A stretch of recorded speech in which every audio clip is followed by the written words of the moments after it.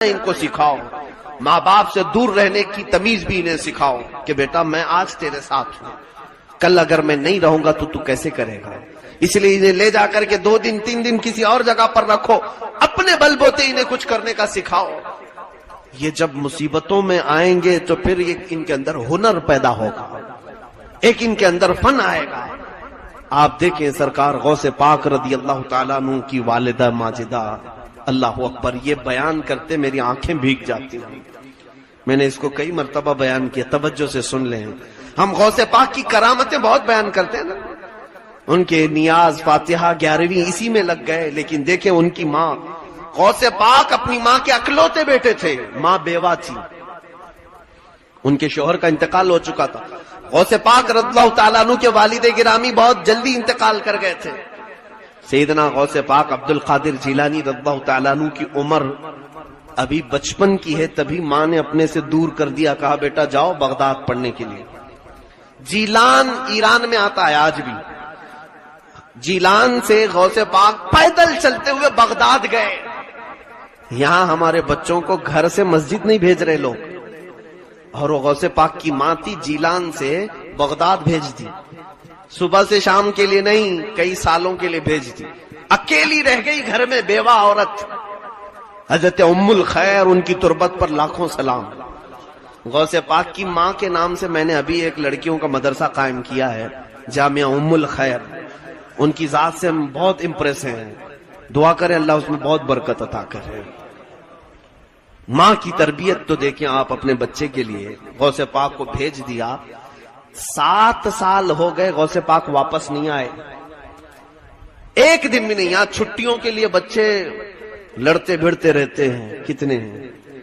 6-7 سال کے بعد ایک تاجر جیلان سے بغداد گیا، اس نے پہچان لیا، عبد القادر تم اتنے بڑے ہو گئے، میں جیلان کا رہنے والا ہوں. لیکن بیٹا عبد القادر، تمہاری ماں کا کچھ عطا پتہ ہی نہیں، خبر ہی نہیں وہ کیا کھاتی ہے کیا پیتی ہے، کیونکہ اتنا پردہ کرتی تھی کہ پڑوس والے بھی نہیں دیکھتے تھے غوث پاک کی ماں. پتہ نہیں بیمار ہے کہ اچھی ہے صحت مند ہے، کچھ خبر نہیں. غوث پاک کو اب ماں کی یاد ستانے لگی، بے قرار ہو گئے کہ ایک بار میں اپنی ماں کو دیکھ کر کے آؤں. پڑھنے کے زمانے کی بات ہے.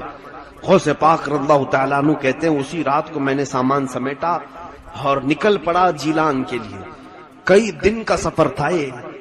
جب جیلان پہنچے تو رات کا وقت تھا، اندھیرا چھایا ہوا تھا.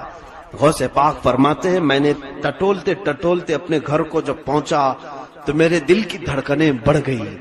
جو 7 سال کے بعد اپنے وطن میں آیا ہو، اس کو اپنے گاؤں میں پہنچنے کی خوشی کتنی ہوتی ہے.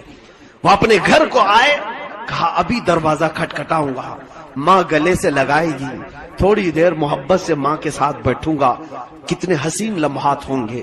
غوث پاک یہ دل میں خیالات لیے آئے اور دروازے کو دستک دیا. اندر سے آواز آئی، کون؟ ماں کی آواز تھی. غوث پاک نے کہا ماں تمہارا بیٹا عبد القادر آ گیا ہے، تمہارا بیٹا عبد القادر آ گیا ہے. ماں جلدی سے دروازے تک آئی، لیکن یہ کہا کون سا عبد القادر؟ ایک ہی تو عبد القادر تھا نا. ماں اندر سے پوچھتی ہے کون سا عبد القادر؟ غوث پاک نے کہا ماں تمہارا بیٹا عبد القادر. ماں نے کہا بیٹا یہ بتا تعلیم مکمل کر کے آیا ہے یا آدھی چھوڑ کے آیا؟ دروازہ کھولا نہیں ابھی، اندر سے ہی پوچھ رہی ہے تعلیم پوری ہو گئی یا ادھوری چھوڑ کر کے آئے ہو؟ غوث پاک نے فرمایا ماں ابھی اور 2 سال باقی ہیں. کہا پھر کیوں آئے؟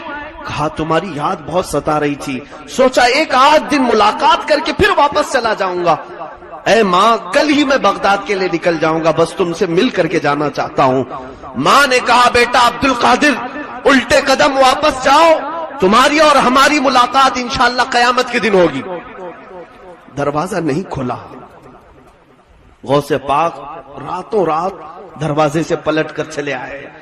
بغداد پہنچے، ماں کو گھر پہنچ کر کے بھی دیکھا نہیں. اس ماں کا کلیجہ کیسا تھا جو اپنے اکلوتے کے لیے دروازہ نہیں کھولا، صرف اس لیے کہ میری محبت غالب آ گئی تو کہیں اس کی تعلیم پر اثر نہ پڑ جائے، کہیں اس کے علم پر اثر نہ پڑ جائے. دروازہ نہیں کھولا، واپس چلے آئے. غوث پاک فرماتے میں پڑھنے میں پھر مصروف ہو گیا. 1 سال ابھی گزرا نہیں تھا کہ ایک تاجر آیا جیلان سے، تجارت کرنے والا آ کر کے اس نے کہا عبد القادر تم ہی ہو؟ کہا ہاں۔ کہا 1 مہینہ ہو گیا تمہاری ماں کا انتقال ہو چکا ہے، ہم لوگ جنازہ کفن دفن کر چکے تھے۔ غوث پاک رضی اللہ تعالیٰ عنہ روتے رہ گئے، ان کی ماں نے جو کہا تھا بیٹا جاؤ تمہاری اور ہماری ملاقات قیامت میں ہوگی، غوث پاک کی ماں نہیں ملاقات کی۔ آج ہم اپنے بچوں کو یہ سوچتے ہیں ہتھیلی پر رکھ کر کے انہیں ڈاکٹر بنائیں، انجینئر بنائیں، ان کو فلاں بنائیں۔